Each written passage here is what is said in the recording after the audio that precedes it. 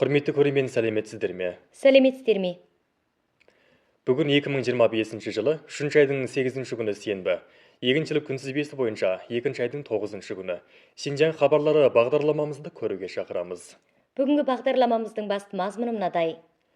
14 кезекті мемлекеттік халық құрылтайының 3 мәжілісі 2 жалпы жиынын өткізді. Xi Jinping, Li Qiang, Wang Huning, Cai Qi, Ding Xuexiang, Li Xi, Han Zheng қатарлар жиынға қатынасты. Чжао Лэжи мемлекеттік халық құрылтайы тұрақты комитетінің қызметінен баяндама жасады. Ең жоғары халық сот мекемесінің қызмет баяндамасы және ең жоғары халық прокуратурасының қызмет баяндамасы тыңдалды және қаралды. Шинжаң вәкілдері үйірмесі бас жүлде Си Цзиньпиннің саяси кеңес мүшелеріне амандаса барғандағы және азаттық армия және қарулы сақшы бөлімдері вәкілдері үйірмесінің жалпы жиынына қатынасқандағы маңызды сөзінің рухын жеткізді, үйренді. Партия үшін адам тәрбиелеуге, мемлекет үшін дарынды тәрбиелеуге құлшынып, мемлекеттің стратегиясымен Шинжаңның осы замандандыру құрылысына анағұрлым ойдағыдай қызмет өтейік және оны қамтамасыз етейік.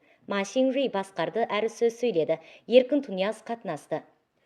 Башузи Си Цзиньпиннің азаттық армия мен қарулы сақшы әскери бөлімдері вәкілдер үйірмесінің жалпы жиынына қатынасқанда сөйлеген маңызды сөзі Шинжаңда тұратын азаттық армия мен қарулы сақшы әскери бөлімдеріндегі офицер әскерлер арасында қызуаңыз қозғады. Шинжаң вәкілдері үйірмесі мемлекеттік халық құрылтайы тұрақты комитетінің қызмет баяндамасын қарады. Ма Шинжи Еркін Тунияз қарауға қатынасты. Биылғы үкімет қызметінен баяндамада астық егілетін аумақты орнықтырып, бірлік өнімі мен сапаны жоғарлатудан қамал алу ортаға қойылды. 2025 жылы жаңа кезекті астық өндіріс қуатын жоғарлату әрекетін қайткенде ойдағыдай өрістетіп, жоңго кесесіне анағұрлым көп сапалы Шинжаң астығын арнауға болатындығы жөнінде районымыздағы уәкілдер мүшелер белсене ақыл кеңес берді. 3 айдың 8 күні 8 наурыз халықаралық еңбекші әйелдер мерекесі. Жер бай мазмұнды қимылдар өткізіп, қалың әйелдерге мерекелік тілек жолдады. Енді бағдарламамыздың толық мазмұнына дейін қойыңыздар.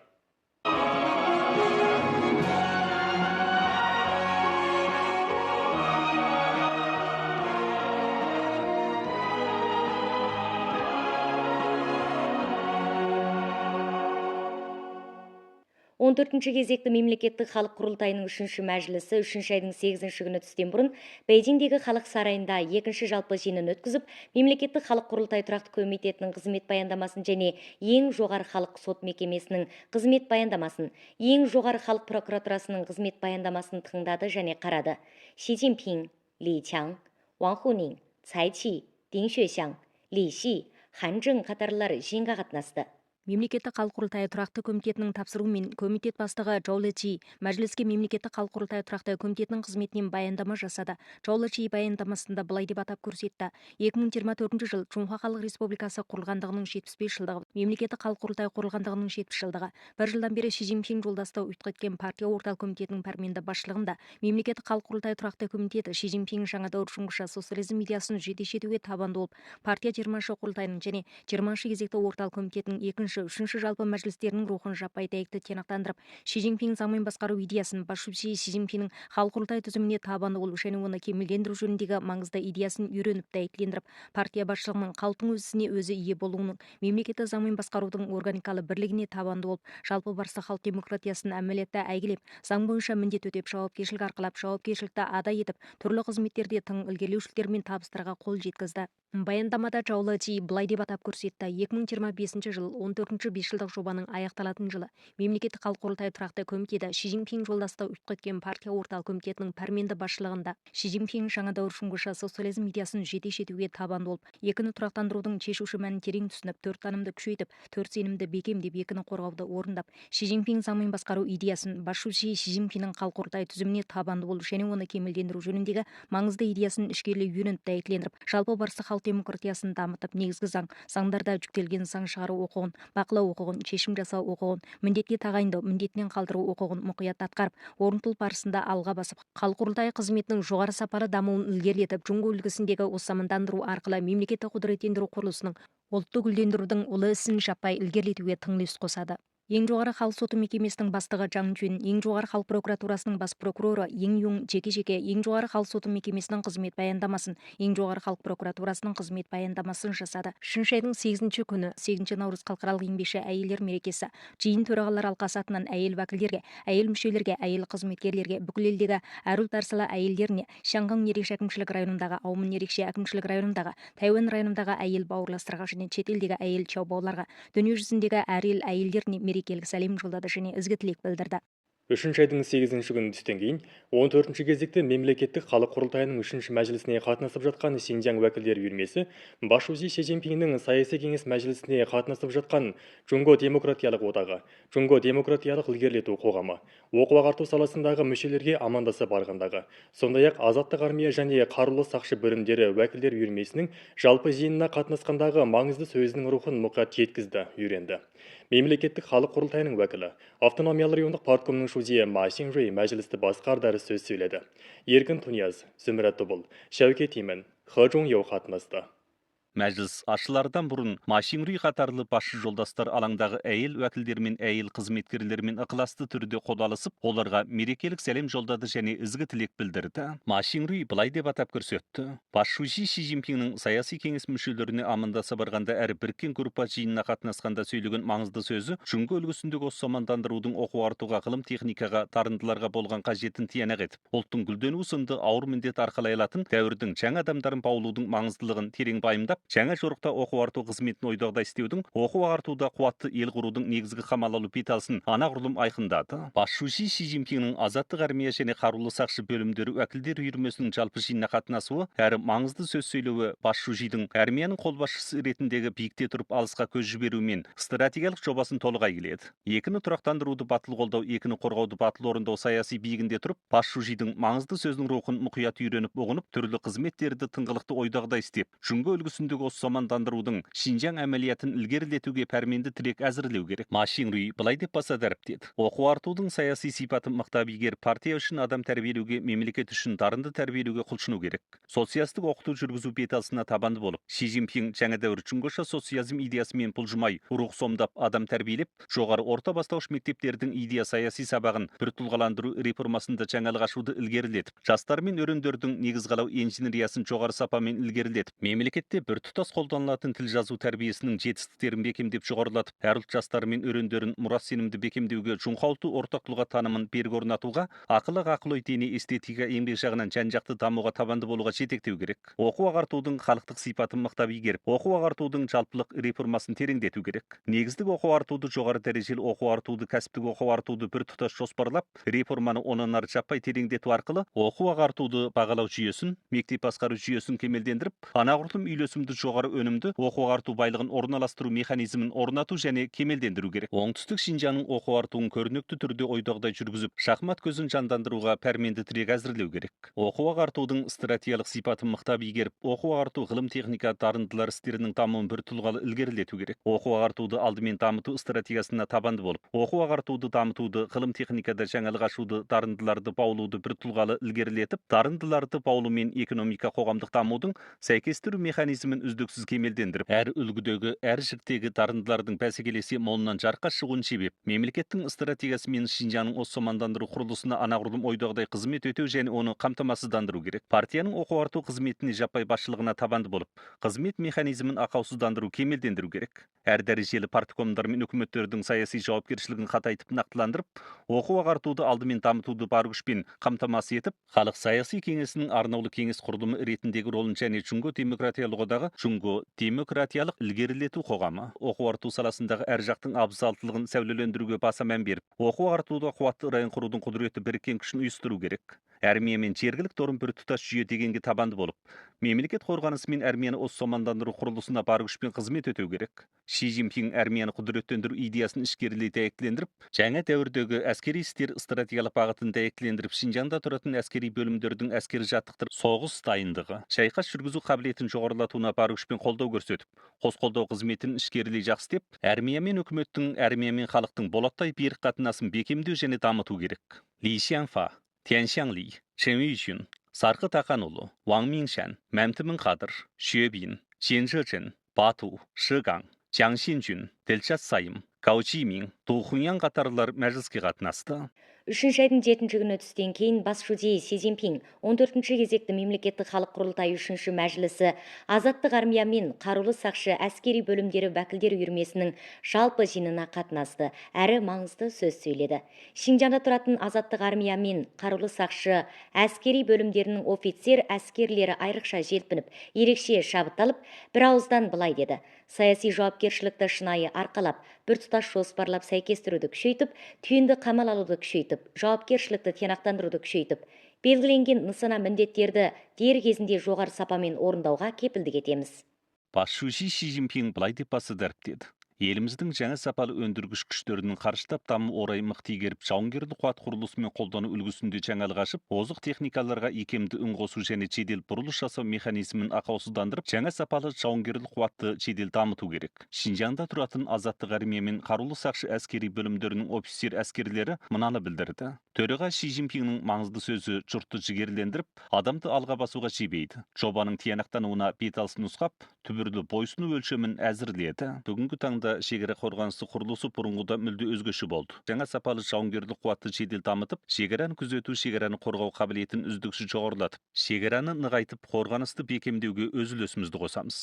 Ғылым техника арқылы армияны құдіреттендіруге, бұрылыс жасауға қадағалай назар аударып, әскер жаттықтыру, соғысқа дайындалу барысында жаңа жабдықтарды ішкерлей зерттеп, жаңа соғыс әдістерін қарастыру керек. Зерделі қарсыласуды, санды мәлімет тізбегін тоғыстыруды қамал алу түйін етіп, жаңа сапалы жауынгерлік қуатты негізгі сатыда жедел қалыптастыру керек. Қамбада сақтауды машиналандыру, информацияландыру, зерделендіру құрылысын тұтқай етіп, ірі санды мәліметтерді ашу арқылы байлықты икемді шығарып, саттық материалдардың пайдаланбау мөлшерін төмендетіп, таралу өнімділігін жоғарылап, дәлме-дәл егжей-тегжейлі басқару арқылы соғыс дайындығын қамтамасыз етудің сапасын, өнімділігін бірдей арттыруға тірек боламыз. Қарлы алқапты үстірттен шөл дала Құба дүзге дейін шекаралық қорғаныс қарауылынан жаттығу алаңына дейін барлық жерде ғылым техника арқылы әскер жаттықтыру, ғылым техника арқылы қабілетті күшейтудің жандыда жалынды тіршілік тынысы мемондалады. Қалың офицер әскер бір ауыздан мыналарды білдірді. Сенімді бекемдеп сын сайысқа бетпе-бет келіп, армиямыз құрылысының 14-ші 5 жылдық жобасын табыспен аяқтатудың маңыздылығы мен көкейтестілігін жете танып, бұйрықты қалшы бермей орындап, бір ниетпен күш қосып, армияны құдіреттендіру ауыр міндетін батылдықпен арқалап, дәуірдің шұғылалы дастанын жазамыз.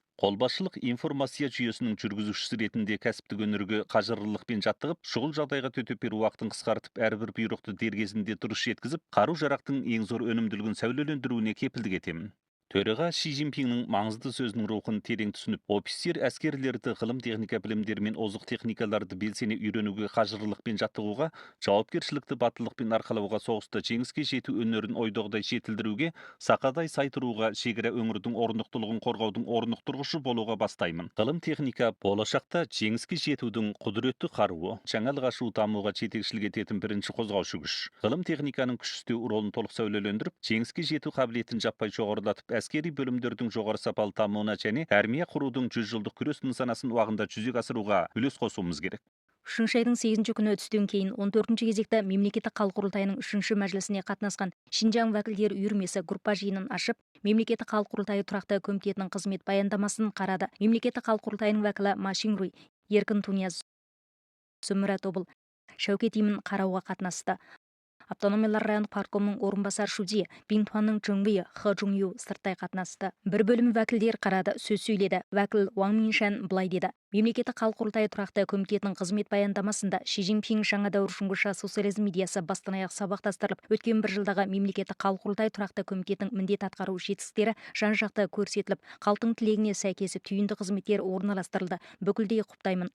Басшысы Ши Цзиньпиннің халық құрылтайы түзіміне табанды болу және оны кемелдендіру жөніндегі маңызды идеясын ішкерлей дәйектендіріп, жаңа дәуірдегі партияның Шинжаңды басқару жалпы жобасын толық дәлме-дәл жаппай дәйектендіріп, Шинжаңның реформа, даму, орнықтылық, түйінді қызметтері және әр бұқарасы қамтитын халық тұрмысы мәселелерін тығыз арқау етіп, халық құрылтайының заң шығару, бақылау, вәкілдер қызметтерін тыңғылықты ойдағыдай істеп, жаңа дәуірдегі жаңа жорықта халық құрылтайы түзіміне ойдағыдай табанды болып, ойдағыдай кемелдендіріп, ойдағыдай жүргізіп, Шинжаңның жоғары сапалы дамуына халық құрылтайының күш-қуатын арнау керек. Мемлекеттік халық құрылтайының вәкілдері Мұсажан Ғайрат, Мәмет Жұма, Уэн Сеу, Гүлмира Дәулетқызы, Ли Юнфей, Чу Гуанлан, Го Хун Чуэн баяндаманы қараған кезде былай деп қарады.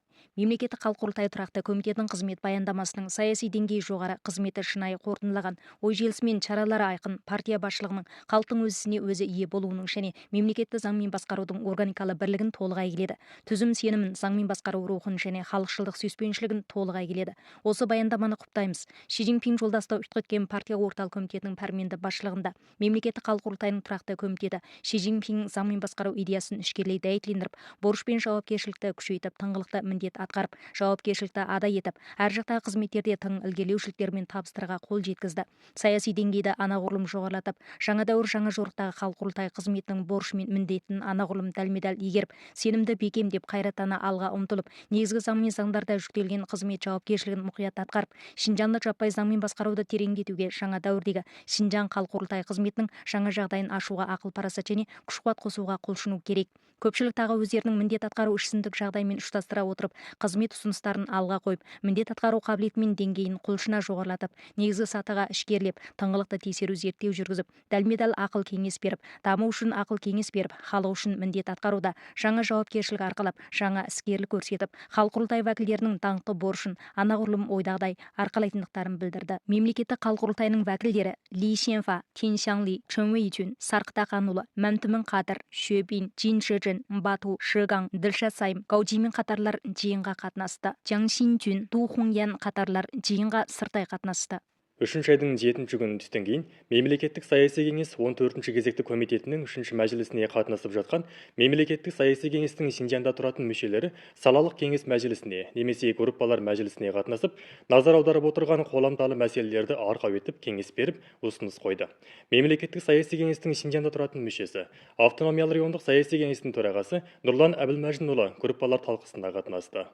Шинжаңның сиыр қойетінің жасыл органикалық сапа ерекшелігі мен абзалдылығын әйгілеп, Шинжаңның мал шаруашылық өнімдерінің базардағы үлесін жоғарылату үшін мүше Лю Минчун мал шаруашылық өнімдерінің жағрапиялық белгісі құрылысы мен маркаландырып дамыту ұсынысын ала келді. Жағрапиялық белгі сынды маркаландыру стратегиясы арқылы өндіріс барысын өлшемдендіріп қайнарын анықтауға болады. Бұл біздің ауыл шаруашылық өнімдерін бүкіл елдің жер-жеріне сатып, оны дүние жүзіне бет алдыруымызға тиімді. Мәдениет және мәдени мұрағаттарды қорғау қызметі де мемлекеттік саяси кеңестің Шинжаңда тұратын мүшелері назар аударып отырған қоламталы түйін. Көпшілік өздерінің ішсіндік жағдаймен ұштастырып, белсене ақыл кеңес беріп, социалистік мәдениетте қуатты ел құруға ақыл парасаты мен күш қуатын арнады.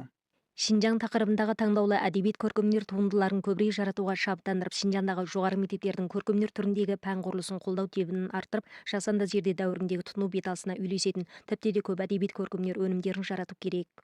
Мәдени мұрағат тарихтың айғағы, мәдениеттің жалғасуы. Негізгі саты үкіметтерінің жауапкершілігін күшейтіп, ауылғыстақ мәдени мұрағаттарын қорғау механизмін орнатып және ақаусыздандырып, бақылау мен заң атқаруды күшейтіп, көшіруге болмайтын мәдени мұрағаттардың жаппай өнімді қорғалуына кепілдік етуді ұсыныс етемін. Мемлекеттік екі мәжіліске қатынасқан мемлекеттік халық құрылтайының районымыз вәкілдері мен мемлекеттік саяси кеңестің Шинжаңда тұратын мүшелері мәжілістің түрлі кеңестік тәртіптері бойынша міндетін атқарып, жауапкершілігін ада етіп, ақыл кеңес берді. Көпшілік Ши Цзиньпин жаңа дәуір жүңгіша социализм идеясын жетекші етіп, үдіре алға тартып, нақты істеп жауапкершілік арқалап, 14-ші 5 жылдықтың табыспен аяқталуына кепілдік ететіндіктерін білдірді. Нәтижелер шынында оңай ұспақ қолға келген жоқ. Бұл сайып келгенде басшысы Ши Цзиньпиннің бағдар көрсетіп жол бастауының арқасы. Ши Цзиньпин жолдасты ұйытқы партия орталық комитетінің дұрыс шешімінің, дұрыс басшылығының арқасы. Меніңше партиямыз бен мемлекетіміздің пәрменді басшылығы қатысты министрліктер мен комитеттердің зор күшпен қолдауы сөз жоқ. Мемлекеттің энергия қауіпсіздігін қамтамасыздандыру саласында үздіксіз үлес қоса алады. Ши Цзиньпин жолдасты ұйытқы партия орталық комитеті Шинжаң қызметіне өскелең мән берді. Жаңа дәуірдегі партияның Шинжаңды басқару жалпы жобасы басшысы Ши Цзиньпиннің партия орталық комитетінің Шинжаң үшін нұсқаған даңғыл жолы. Ол ерекше данышпандық, бүкілдей дұрыс. Оны сөз жоқ қаз қалпында дәйектілендіруіміз керек. Автономиялы райондық партком мұнай химия кәсібінің дамуына бастан аяқ өскелең мән беріп келеді. 2025 жыл 14-ші 5 жылдықтың аяқталар жылы. Орталықтың Шинжаңға жүктеген бес үлкен стратегиялық орын тұрақтандыруынан таймай, артуды күш сала орнықтырып қамдауды қамтамасыз етуді күшейтіп, тиіп жаңалауды чебеп Шинжаңның энергия ірі базасы құрылысына күш істейміз. Көпшілік мыналарды білдірді. Жаңа дәуірдегі партияның Шинжаңды басқару жалпы жобасын толықтан медал жаппай дәйектілендіріп, зейін зердені ұйыстырып, күш қуатты шоғырландырып, шына игеріп нақты істеп, жоғары сапалы дамудың біріккен күшін ұйыстырып, жүнгі үлгісіндегі осы мамандандырудың тың тарауын құлшына жазамыз. Оңтүстік Шинжаңның дамуы жөнінде оңтүстік Шинжаңда осы маманданған өнеркәсіп кәсібі түріндегі нысандар салынғаннан кейін өндірістік сипатты қызмет ету кәсібінің жұмыс орнын көбейтуді ұсыныс еттім. Осылай болғанда оңтүстік Шинжаңдағы бұқара аттанысқа келеді. Мемлекеттің Шинжаңның электр жеткізу қуаты мен электр торабының зерделену деңгейін жоғарылату, электр жүйесінің икемділігі мен сенімділігін жоғарылату жағында қаржы қосу тебін арттырып, 15-ші 5 жылдық кезінде құмылды мемлекеттің осы маңғы көмір химия өнеркәсібі кәсібінен үлгі көрсету базасына енгізуді ілгерілетіп, дүние жүзі бойынша бірегей осы маңғы көмір химия өнеркәсібі кәсібінен үлгі көрсету районын сомдауды ұсыныс еттім. Ерекше кәсіптердің қарыштап дамуы үкіметтің ден қоя мәпелеуінен айырыла алмайды. Қолдау тебінін арттырып, жағдайға қарай егжей-тегжейлі сүйемелдеу жобасын жасап, жергілікті ерекше кәсіптердің анағұрлым жақсы, анағұрлым тез дамуына күш істеуді ұсыныс еттім. 3 айдың 7 күні 14 кезекті мемлекеттік халық құрылтайының 3 мәжілісіне қатынасқан Шинжаң уәкілдер үйірмесі группа жиынын өткізгенде, мемлекеттік халық құрылтайының уәкілі Рухия Мәтсайды құрбандардың отбасындағыларға амандаса барғандағы әңгімесімен көпшілікке тау өзендерді енді өткен қою ынтымақ сүйіспеншілігін баяндап, сол арадағы барлық адамды әсерлендірді. Ол нәзік қолдарымен маған ұйғыр ұлтының киімін киген қыз баланың Тяньаньмин алаңында биге басқан суретін салып берді. Оның жанарын көріп, ана болған менің көзіме ыстық жас келді. Ұлттар ынтымағының маңыздылығын, ынтымақта қарайласымды болудың Чунха ұлтының дәстүрлі тамаша мөрәл екенін анағұрлым танып жеттім. Уәкіл Рухия Мәтсайды айтып отырған бала 2023 жылы 7 айда нөсерде қызмет барысында құрбан болған Бейжің Мэнтугу районы Ваңпин қалашығының кадры Шунлидің кіші ұлы болатын. Ол мені шешесі екен деп қалды, қолымнан жібермей менімен бірге үйге қайтамын деп қоймады. 2023 жылы 8 айда босанғанына көп болмаған уәкіл Рухия Мәтсайды хабардан Шунлидің қызмет барысында құрбан болғандығы жөніндегі хабарды көреді. Әкесімен ақылдасқаннан кейін Мэнтугу районындағы 5 құрбанның отбасындағыларға құны 60 мың юан тұратын 1000 килограмм жақыт күріш тарту етуге бекіді. 2024 жылы 3 айда мемлекеттік екі мәжіліс ашылып болғаннан кейін ол тағы отбасындағылармен бірге Мэнтугуға арнайы барып, құрбандардың отбасына барып хал сұрады. Екі отбасындағылар өзара байланыс нөмірлерін қалдырып, үнемі хал жай сұрасып тұрды. Біз барлығымыз Чунха ұлтының бір мүшесіміз. Менің ауылым Хотен аймағында бұрын апатқа ұшыраған. Астана халқы мен бүкіл елдегі әр ұлт бауырластар қалтқысыз көмек қолын созды. 56 ұлт анардың дәніндей тығыз ұйысқандықтан мемлекетіміз осыншама құдіреттеніп, осынша бақытты тұрмыс кешіріп отырмыз.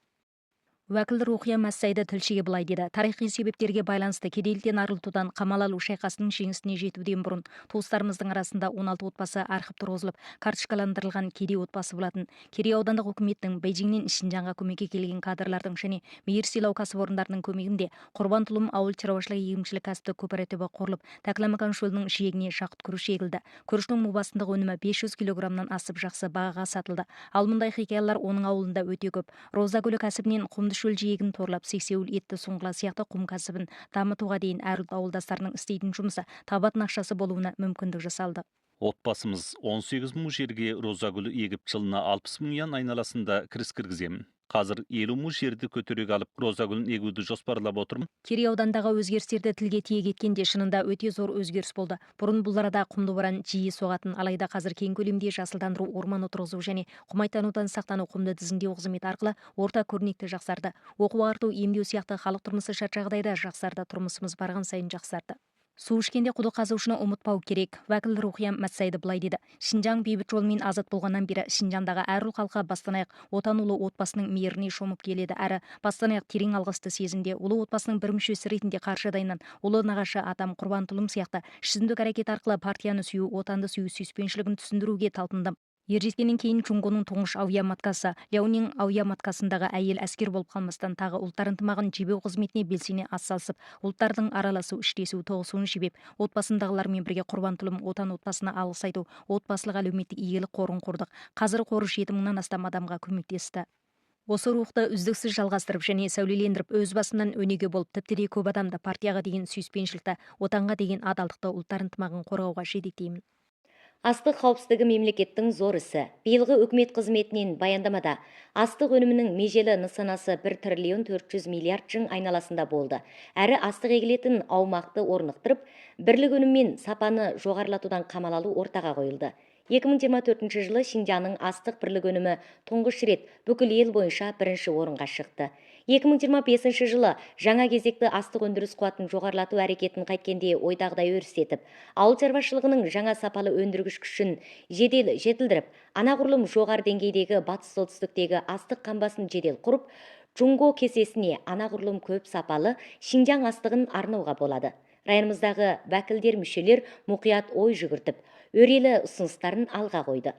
2024 жылы Шинжаңның астық бірлік өнімі му басына 524,18 килограммға жетіп, бүкіл ел бойынша бірінші орынды иеледі. Астықтың жалпы өнімі 46 миллиард 600 миллион шыңға жетіп, арту мөлшері бүкіл ел бойынша екінші орынды иеледі. Астықтың жалпы өнім мөлшері бүкіл ел бойынша 13-ші орынға көтерілді. Биылғы үкімет қызметінен баяндамада астық егілетін аумақты орнықтыру баса ортаға қойылды. Ендеше аумақ негізінен орнықты болған жағдайда Шинжаң қайткенде астық өнім мөлшерін үздіксіз арттырады. Мұнда шешуші түйін аумақты орнықтыру, құрылымды сапаландыру, бірлік өнім мөлшерінде қамал алу, өнімділікті арттыру сынды 15 әріпке сүйенуге болады. Мемлекеттік саяси кеңестің Шинжаңда тұратын мүшесі Ван Уей астықтың бірлік өнім мөлшерінде қамал алуға күш істеу жөніндегі ұсыныс жобаны ала келді. Тұқым ауыл шаруашылығының чипі астық өндірісіне қосқан үлес мөлшері 45%-дан асады. Сондықтан биыл тұқым шаруашылығын басқаруды күшейту, тұқым шаруашылығының жоғары сапалы дамуын қамтамасыз ету жөніндегі қатысты ұсыныс жобаларды ала келдім. Мемлекеттің қатысты министрліктері мен комитеттерінің өзекті бәсекелік қуаты жоғарылату, білім-меншік құқығын қорғау, кәсіп тізбегі сияқты жақтарда жетекшілік етуін және саясатты қолдау көрсетуін үміт етемін.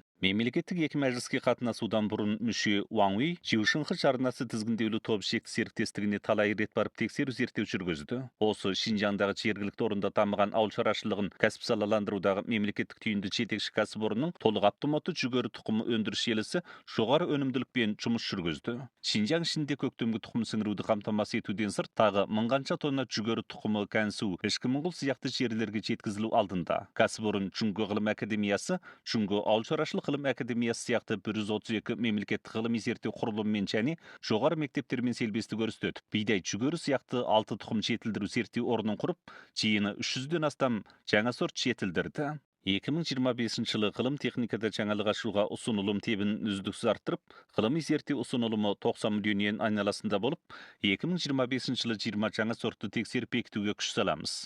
Қазір Шинжаңда өзіміз жетілдірген сорт ауыл шаруашылық өндірісінің жетекшісіне айналды. Бидайдың өзіміз жетілдірген сортының егілген аумағы 96%-ды, жүгерінің салыстырмасы 82%-ды, күріштің салыстырмасы 89%-ды ұстады. Бүкіл Шинжаңда егіс дақылдарының егілген аумағы 5 миллион мудан асып, өнім мөлшері 1 миллион 500 мың тоннадан асып, Шинжаң бүкіл елдегі ең маңызды егіс дақылдарының сапалы тұқым өндіретін райондарының біріне айналды. Жаңа бір жылдық астық өндірісі нысанасынан таймай қазір Шинжаңның көктемгі егіс қызметі оңтүстіктен солтүстікке қарай іркес-тіркес өрістетілуде. 200-ден артық тұқым кәсіпорны бар күшпен өндірісті жеделдетіп, көктемге егілетін сортты тұқымдарды толассыз дорбалап жөнелтуде. 670 мың дана тармақтап жер тегістеу машинасы, жоғары қарқынды тәлмедал тұқым сіңіру машинасы сияқты озық ауыл шаруашылық машиналары жедел ремонтталып, көктемгі егіс өндірісі бірінші шебіне өртіс орналастырылды. 22 орындағы үлкен орта типтегі суару аумағы жедел заманауи жаңаланып, егіс райондағы дақылдарды тіпті де жеткілікті су қайнарына иетті. Жүгері, бидай, күріш сияқты кәсіп техника жүйесінің мамандар ауылға барып,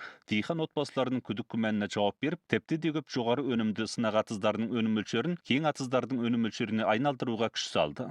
Осы көктемде Шинжаңда 45 миллион мулық астық атызының көмескі күші анағұрлым жарыққа шығып, тұтас жылда астық өнім мөлшерін тағы да 1 миллиард шың арттырып, 47 миллиард 600 миллион шыңнан асыруға құлшынамыз. Батыс солтүстіктегі астық қамбасының жаңа картинасы салынуда. Астықты ойдағыдай егумен бірге астықты ойдағыдай сату керек. Биыл Шинжаң екі жағын тең алып жүруге табанды болды. Бір жағынан астықты сол жердің өзінде мәнерлеп кәдеге жаратуды ілгерілетіп, ерекшелікке ие жоғары деңгейдегі жолмен жүрді. Енді бір жағынан кәсіп тізбегінің картасын және олқылықтарды толықтау тізімін салалап шығып, астық кәсіп тізбегінің жалпы матрицасын сомдады. Таяуда Шинжаң Качун астық май шекті серіктестігі үлкен тапсырысқа қол қойып, күніне 800 тонна ұн өндіру желісі бар күшпен кірісіп, өндірілген қалта-қалта құнтталған бидай ұны арнаулы қолданылатын ұн Тяньшин мен Шанхайға іркес-тіркес жөнелтілді. Қашқар қаласында қазір көлемінен жоғары 2 астық мәнерлеу кәсіпорны бар. 2024 жылы жергілікті орындағы бидайдың жалпы өнімі 66.500 тоннаға жетіп, ұқсас мезгілдегіден 9,15% артып, жеткілікті шикізатпен қамту астық кәсіпорындарының анағұрлым кең базар ашу сенімін арттырды. Былтыр Қашқар қаласының астықты құнттап мәнерлеу өнім құны 330 миллион янға жетті. Биылғы үкімет қызметінен баяндамада астық сияқты маңызды ауыл шаруашылық өнімдерінің өндірісін орнықтырып қамдауға кепілдік ету қуатын үздіксіз күшейту ортаға қойылды. Қайткенде, батыс солтүстіктегі астық қамбасын ойдағыдай тұлғалап, астық егуден ас дастарханына дейінгі тізбекті ұзартудың құнын арттыру ірісін ойдағыдай істеп, Чунго кесесіндегі Шинжаң астығының сапасы анағұрлым жақсы болуына мүмкіндік жасауға болады дегенге мемлекеттік екі мәжіліске қатынасқан уәкілдер мен мүшелер жаппай ақыл кеңес берді. Жоғары өлшемді егіс атызын тірек етіп, үйлесімді тығыз егу, сумен тыңайтқышты бір тұлғаландыру сияқты дәлме-дәл тізгіндеу техникасын күшейтіп, сортты тұқымның тамаша әдістің, тамаша машина жабдықтарының, сапалы атызның тамаша түзімнің ішкерлей тоғысуын ілгерілетіп, астық өнімінің орын тартуына кепілдік ету керек. Шинжанға көмектесу механизмінен толық пайдаланып, озық өндіріс техникасы мен жабдықтарын енгізіп, астық мәнерлеу сол жердің өзінде кәдеге жарату қабілетін жоғарылатып, астық өнімдерінің үстеме құнын арттырып, ел іші халықара сынды екі базарды ашу керек. Үлкен санды мәлімет, зат торабы, зерделі, терминал сияқты информация техникаларына сүйеніп, айналым буындарын іркіліссіздендіріп, әйгілі марка құнын көрнектілендіріп, астық сияқты маңызды ауыл шаруашылық өнімдерімен қамтауды қамтамасыз ету қабілетін үздіксіз күшейту керек. Биылғы үкімет қызметінен баяндамада бір белдеу бір жолды жоғары сапамен бірге құруды ілгерілету жөнінде айқын талаптар қойылды. 2024 жылы Шинжаңның сыртқа есік ашу аяқ алысы жүрген сайын сенімді болып, сыртқы сауда импорт экспортының жалпы құны 435 миллиард 110 миллион юанға жетіп, ұқсас мезгілдегіден 21,8% артып, бүкіл елдің арту қарқынынан 16,8% жоғары болып, нәтиже тізімі үздіксіз жарыққа шықты. 3 айдың 8 күнгі екі мәжіліске цифрдан назарда. Біз Шинжаңның жібек жолындағы жаңа хикаяларын бірге оқысайық. Биылғы үкімет қызметінен баяндамада жоғары деңгейде сыртқа есік ашуды кеңейтіп, сыртқы сауданы шетел қаржысын белсене орнықтыру ортаға қойылды. Шинжаңның бүкіл дүние жүзінен сатып алып, бүкіл дүние жүзіне сатып беру аяқалысы барған сайын орнықты болды. 2024 жылы Шинжаң арқылы шекарадан кіріп шығатын Чунго Еуропа Орта Азия кезекші пойызы 16.400 болып, ұқсас мезгілдегіден 14% артып, орта есеппен 32 минутта бір кезекші пойыз шекарадан өтті. Болат темір керуені күндіз-түні тоқтаусыз қатынап, саны бүкіл елдің санының жартысынан астамын иеледі. Тағы бір іріс, 30 жылға жуық жоспарланған Чунго Қырғызстан Өзбекстан темір жолы нысаны ресми жұмыс бастады. Жалпы ұзындығы шамамен 523 километр келетін осы Болат темір жібек жолы затты Чунгодан Еуропа мен Орта Шығысқа тасымалдайтын ең қысқа жол. Жүк тасымал жолы 900 километр қысқарып, 7-8 күн уақыт үнемделеді. Өткен бір жылда еркін саудасына қарай құрылысы жоғары өнімді ілгерілетіліп, 129 түрлі реформа міндеті Үрімжі, Қашқар, Қорғас сынды 3 аумақта жаппай өрістетілді. Бұл бейне Шинжаңға 3 есік ашу қозғалтқышын орнатты. Өлкө дәрежелі түзімде жаңалық ашу жетістіктерімен 35 типтік мысалды жарыққа шығарды. Шинжаң тәжірибесі болғандықтан еркін саудасына қарай шаруашылық құрудың құтты мекеніне айналды. Орта есеппен күніне 23 кәсіпорын еркін саудасына қарайында іргетепті. Өткен жылы Шинжаң 8-ші кезекті Чунго Азия Еуропа көрмесін жоғары сапамен өткізді. Қол қойылған жалпы сома 615 миллиард 552 миллион юан болды. Шақырып әкелу, сыртқа шығару келелі табыстарға қол жеткізді. Тұтас жылда шетелдің саяси қайраткерлері, Чунгода тұратын елшілер, медиа тілшілері, маман оқымыстылар, кәсіпорыншылар қатарлы 516 топ үйірме группаны қабылдады. 10.600 адам рет Шинжаңға экскурсиялай сапарлай келді. 447 топ 1955 адам рет шетелге сапарлай баруға ұйымдастырып, халықаралық қоғамның Шинжаң жөніндегі танымын өнімді арттырып, Шинжаңның сенімді образы мен ашық бейнесін толық әйгіледі. Шинжаңның сыртқа ашылған қақпасы онан ары айқара ашылып, селбестік серіктері барған сайын көбейді. Чунго Еуропа кезекші пойызының Кудо күні еркін сауда арайындағы машиналардың күрілдегеніне, Шинжаңның іші сыртындағы ауыз түйсіні өзара тоғысып, Шинжаңда есік ашу симфониясы орындалуда. 3 айдың 8 күні 8 наурыз халықаралық еңбекші әйелдер мерекесі. Жер таңдаулы желектілер уәкілдерін мадақтап сыйлап, желектілердің күрес хикаяларын баяндады. Әр формасы алуан түрлі қимылдар өткізіп, қалың әйелдерге мерекелік тілек жолдады. 3 айдың 7 күні автономиялар районы 8 наурыз халықаралық еңбекші әйелдер мерекесінің 115 жылдығын еске түсіру және шелеклердің күрес хикаяларын ортақтасу жиналысы қимылын өткізді. 140 уәкіл бас қосып мерекені бірге құттықтады. Жиналыста мемлекеттік 8 наурыз қызылтушы үлгісі, 8 наурыз қызылтушы, 8 наурыз қызылтушы коллективі, шелектілер өркениетті орны жөніндегі мадақтау сыйлау қаулысы оқылды. Шинжаңда 12 жеке 24 коллектив тізімдіктен көрінді. Автономиялар районы халық шипаханасының білікті маманы аға шипагер Майнұр Нияз мемлекеттік 8 наурыз қызылтушы үлгісі атағына ие болды. Босандыру бөлімінің шипагері ретінде клиникада негізінен әйелдер ауруына диагноз қоямын, сөз жоқ. Ұжымымды ойдағыдай бастап, дарындыларды ойдағыдай баулаймын. Партия мен үкіметтің әйелдер қауымымен байланыс жасайтын көпірі дәнекер болып, әйелдердің идея саяси жетекшілігін күш сала күшейтіп, әйелдер мен балалардың құқық мүддесін заң бойынша қорғау қабілеті мен деңгейін арттырамын. Мереке байланысымен әр дәрежелі әйелдер бірлестігі хал сұрау қимылын белсенді өрістетті. Санжы Хауды саламатты күтіну орнында көпшілік қарттарға мерекелік сәлем жолдады және мейір сыйлап көңіл бөлді. Толауданында хал сұрау қызметкерлері жыл бойы шекарадағы бірінші шептен тапжылмаған Қоба түздегі қоршана әйелдер шекара күзету отрядінде денсаулық тексеруді өрістетті. Ташқорған Тәжік автономиялы ауданында әйелдер уәкілдері сақшы казармасы мен әйел халық сақшыларына барып мерекені бірге өткізді. Қашқар қаласы мемлекеттік құдіреттендіру күресінде мен бармын үгіт-лекция қимылын өрістетіп, әр ұлт әйелдерін батылықпен жаңалғаш белсене алға ілгерлеп, шүзіндік әрекеттері арқылы жаңа жорыққа екпіндей ілгерлеп, жаңа дәуірге үлес қосуға шаптандырды және жұмылдырды. Жер-жертағы бай мазмұнды мәдениет қимылдарын өткізіп, шелектілердің келбетін толық әйгілеп қою мерекелік рай қалыптастырды. Топ-топ баланы гүлдей құлпырған кезіне серік болып арманға жетелеймін. Қазір менде тек бір ғана сенім бар, сөз жоқ. Тәптіре көп баланы ташуге аттандырып, жаста көктемнің гүлін отан ең қажет еткен жерде жайнатамын. Мемлекеттік еңбек ері, мемлекеттік 1 мамыр еңбек медалының иегері Мадин Шин Шинжаңның пошта кәде кәсібіне 27 жыл тамыр тартып, поштальоннан кәсіптік арналу басқарушыға айналып, бастан аяғы әуелгі мақсаттан бұлжымай, пошта істерінің даму үшін керпіш болып қаланды.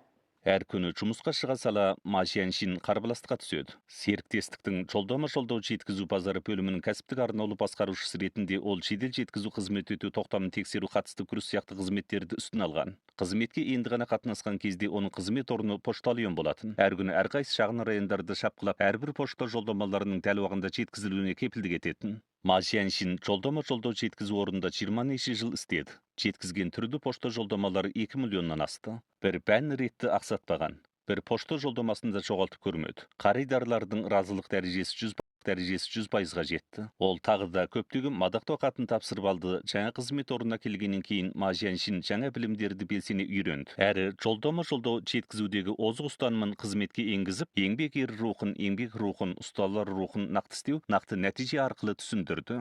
Қазір жаңа дәуірдің дамуына сөзсіз үйлесу керек. Жаңа кәсіптің жаңа дамудың барлығы цифрлы информациямен қатысты қалың тұтынушыларға тіпті де жақсы қызмет өтеймін. Осымен Шинжаң хабарлар аяқталды. Сау болыңыздар.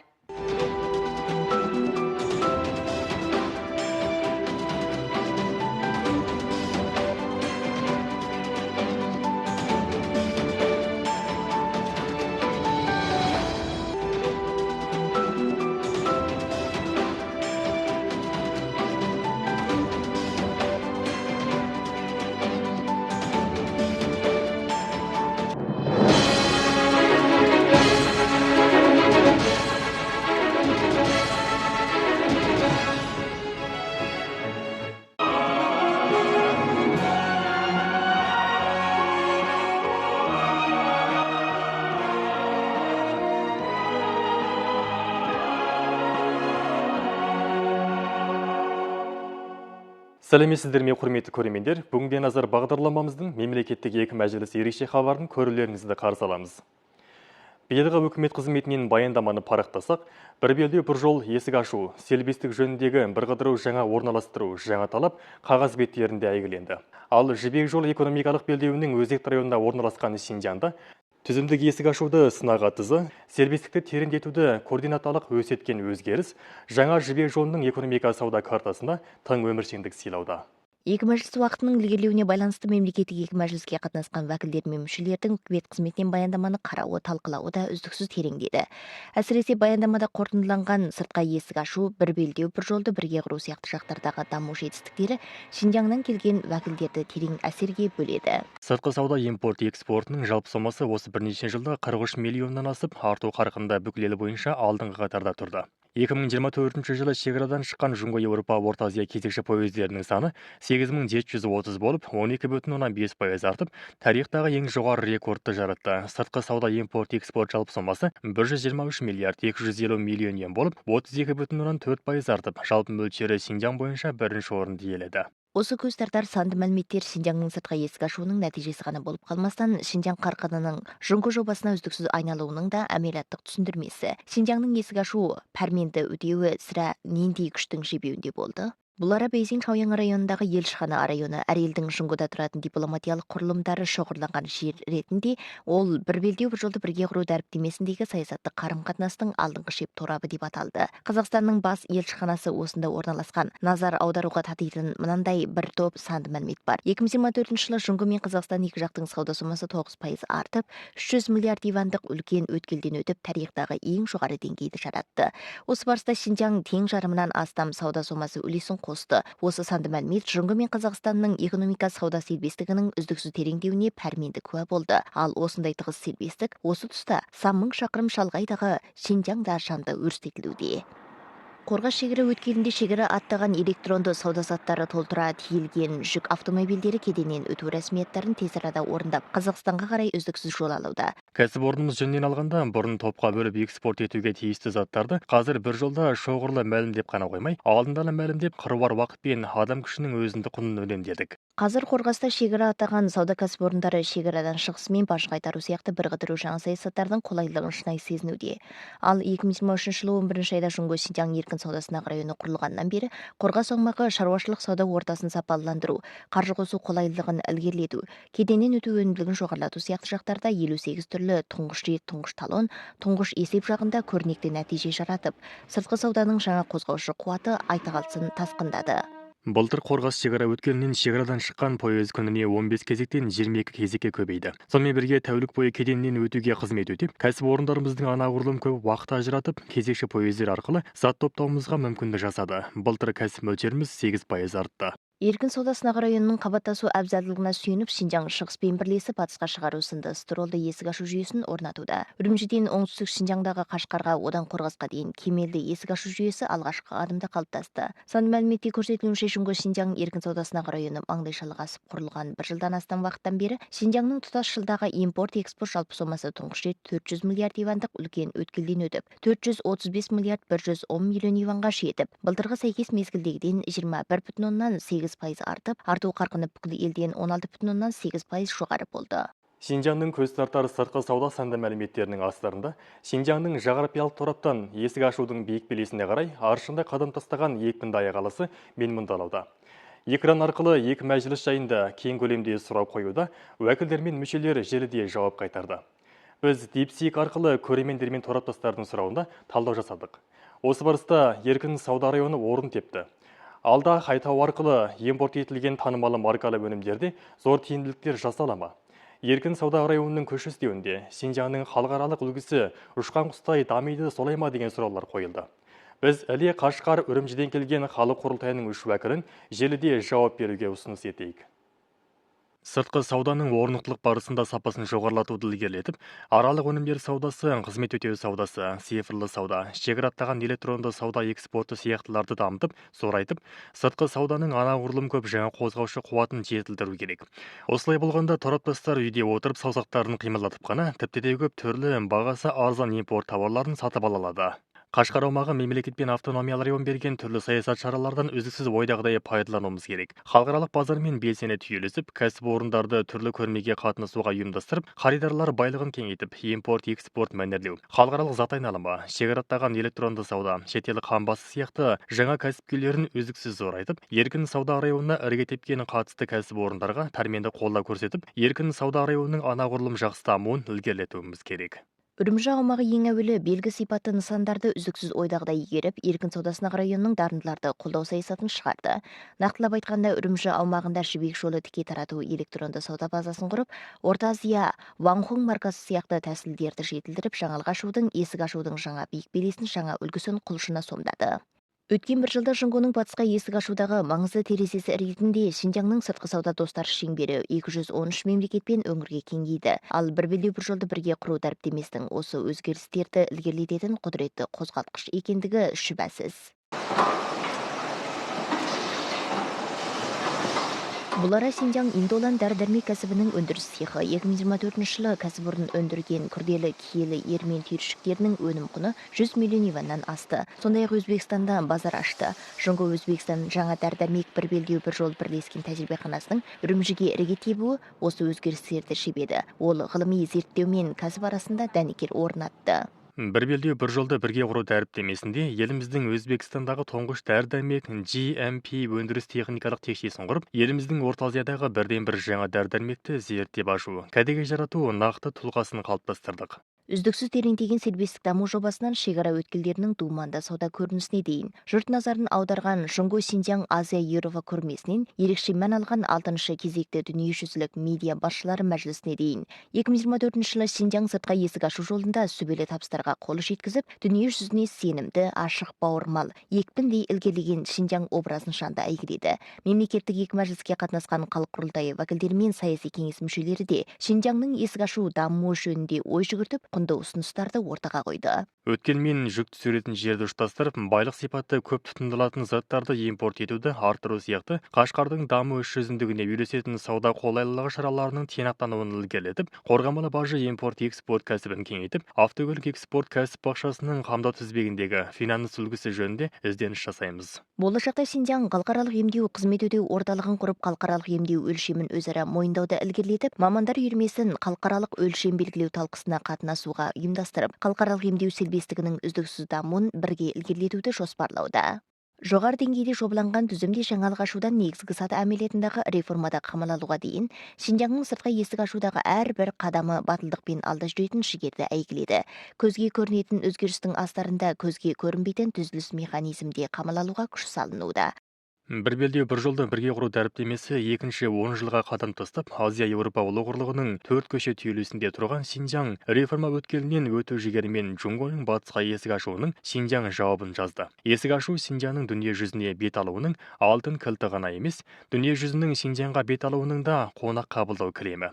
Болашақта сыртқы сауда көлемінің орнықты артуы мен құрылымының сапалануын күш сала ілгерілетіп, еркін сауда сынақ районы құрылысын жоғары өлшеммен ілгерілетіп, реформаны түйінде сынақ ету міндетінің тиянақтануын жеделдетіп, жаңа реформаның жаңалық ашу жетістіктерін тез арада қалыптастыру керек. Есік ашу дәуір дамуының асқақ әуені. Бүгінгі таңда Шинжаң тасқындаған ритмге құлшына сәйкесіп, Жібек жолы экономикалық белдеуі өзекті районының кең байтақ даласында аянбай тер төгіп еңбек етуде.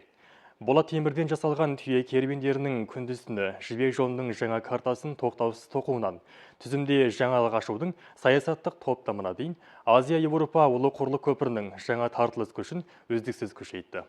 Болашаққа көз жіберсек, Шинжаң батыстан енгізіп, шығыстан әкелу, шығыспен бірлесіп, батысқа шығару сынды есік ашудың жаңа жүлгесін жедел қалыптастырып, есік ашу пайдасының бірігу әсерін туындатып, шекараттаған сауданың жаңа кәсіп күйінің цифрлы торап құрылысымен үндестік табуына мүмкіндік жасап, экономиканың жоғары сапалы дамуына пәрменді қозғаушы күш істеді. Жарайды, құрметті көрермен, бүгінгі бағдарламамызды осымен аяқтаймыз. Көңіл қойып көргендеріңізге рахмет. Сау саламат болыңыздар.